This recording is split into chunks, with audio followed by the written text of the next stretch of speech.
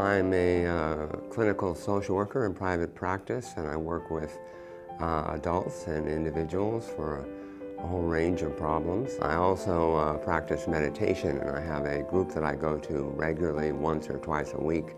So that's a great support in my life. And in fact, they were instrumental in getting me in to see a doctor, which led to the diagnosis. I was not surprised when I went through those doors that I received the diagnosis, and it also put together a number of threads, that is, symptoms that I had, and I was able to make sense of it. So I do remember a moment afterwards when it kind of the reality, that is a couple of weeks later, I was crossing the street and the reality of the diagnosis kind of hit me in a different way, probably in a deeper way, that I really had it. I mean, I imagine there's always a little bit of denial in all of us, or getting to say that this is a life-changing event. I am a trained psychologist, but I got into business and ran golf courses for 18 years. And I've retired from that now, and I serve on boards of directors and travel. I had a tremor, which one of my sons detected in my hands. And he said, "Mom, you're trembling, what's going on?" And I said, I'm aging, that's what's going on. But it persisted and got a little worse, so I decided to go to a neurologist. So since then, I would say it's been a continual process of processing and coming to grips with what it is and realizing that it's a lifelong adventure, and that I will deal with it day by day and as best I can. I'm a former Zen monk turned communication coach. I lived as a monk for 9 years of my life and went back into the workforce and did some sales and eventually got a master's degree in education and counseling psychology. And my thesis was the relationships with others starts with the relationship you have with yourself. And that's been my modus operandi ever since. I do training programs around that. And then about 5 years ago, I was diagnosed with the Parkinson's, which has been an amazing journey. I knew virtually nothing about Parkinson's beforehand.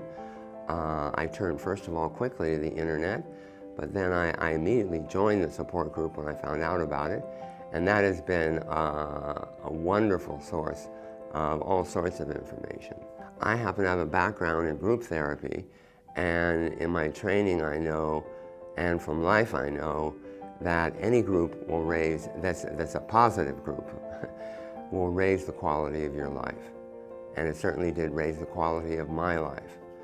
To share, to know that you're not alone, to help and be helped, those are really important values. I was very hesitant to join a support group because I didn't feel that I wanted to be around people who had Parkinson's. I didn't want to sort of see what the future might hold, and I just wanted to kind of separate myself from it. So I didn't join probably for a year and a half or 2 years. I was diagnosed almost 4 years ago. And when I did finally go, it was well, I belong to two. One is a group that meets for lunch once a month, and the other one is a group that meets for exercise once a week. And I just found the experience very liberating to be with people who were not holding back on what their concerns were, helping each other, and I'm finding it extremely helpful. You know, I have to say that knowing that there are groups in town has been a very, very important for me, because when I was first diagnosed, I must admit that even though I have wonderful friends, I felt a little bit alone, and knowing that there are groups has been fantastic. As a matter of fact, I want to explore more of the groups, but the group that I've attended has been excellent. The people are wonderful, they're friendly, there's always the feeling of, you know, how can we help? And just knowing that that group there has helped me tremendously, and then it's given me the impetus to look to other support aspects that I have now. So I found the combination of the group here and all the things I'm doing on my own has been absolutely fantastic.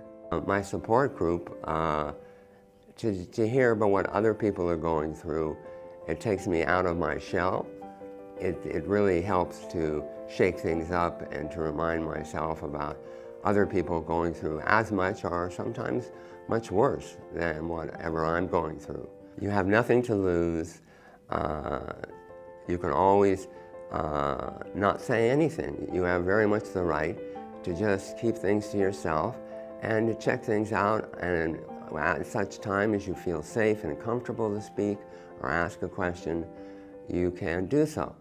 But there's no expectation that you come forth with some pronouncement or that you present your whole life and sort of strip yourself bare, so to speak.